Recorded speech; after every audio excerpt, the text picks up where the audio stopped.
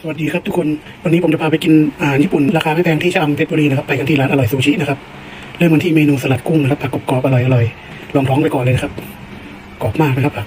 กินแล้วสดชื่นกุ้งก็เนื้อแน่นๆนะครับทานด้วยแคลิฟอร์เนียโรนะครับไปครับวาซาบิขึ้นสมองเลยนะครับต่อด้วยข้าวผัดกระเทียมนะครับจุกๆเลยนะครับถ้วยนี้เยอะมากที่แรกคิดว่าจะน้อยกินถ้วยนี้เข้าไปแน่นมากมาที่ของทอดแล้วนะครับอันนี้เป็นเทมปุระครับกุ้งเทมปุระทอดนะครับแป้งกรอบๆนะครับจิ้มน้ำจิ้มเข้าไปต่อมาครับท้องแซลมอนย่างเกลือนะครับกับแก้มชันเดียนะครับตัวนี้กินอร่อยกินไม่เบื่อเลยนะครับแน่นๆเลยครับวันนี้ถ้าใครผ่านมาจะเอาแวะกันมาได้นะครับ